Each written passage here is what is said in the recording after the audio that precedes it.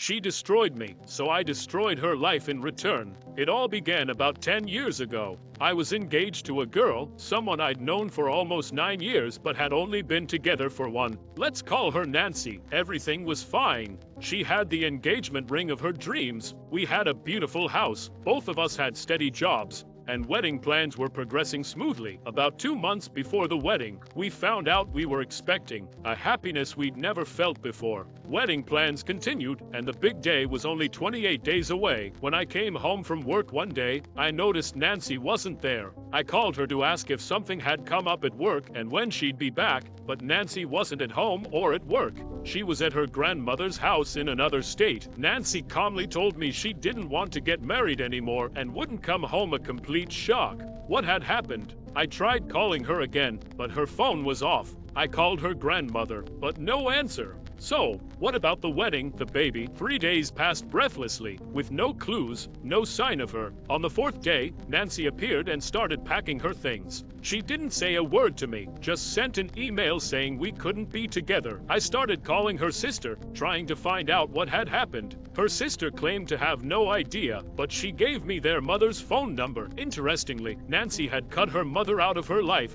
claiming her mother had substance abuse issues and interfered to prevent Nancy from exploiting men both emotionally and financially. Nancy had been pregnant twice before, had miscarriages, and would take everything from her partners before disappearing to her super Christian grandmother's house. Weeks went by, still no communication with Nancy. I lost 20 pounds, my job performance suffered, and my family yelled at me. Family members lost money on travel plans for the wedding, and I lost all the payments I made for reservations since they were canceled 30 days before the event. I was completely bankrupt. Checked my joint bank account. 2,000. I couldn't afford the rent. I started falling apart, and grief turned into anger. There was so much anger inside me that I needed to step back a bit. Otherwise, I could have ended up in jail. About a month and a half after the breakup, I received a text. I had a miscarriage. You stressed me out too much, and now my daughter is dead. My daughter? I was going to have a daughter. Are you blaming me for this?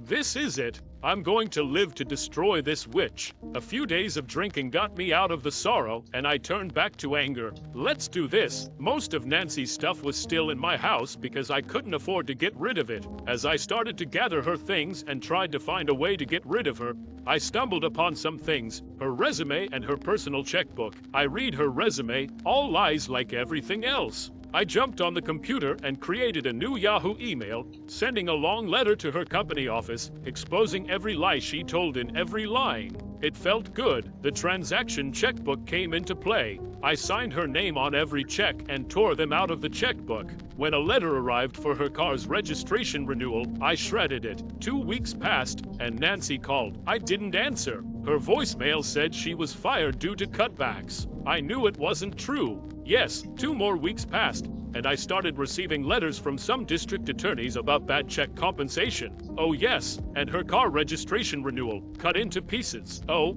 let's change the address too. Where to? At the post office. A temporary shelter, good for the homeless. I heard Nancy was unemployed and currently staying with friends who supported her behind super Christian grandmother's back. Alright, I jumped on the laptop, created a new Yahoo email with just 1 digit different from Nancy's real email. I sent a video to her grandmother, accusing herself, a video I had recorded earlier. The subject of the email was, "Hey Grandma, check out this video I pulled from my job.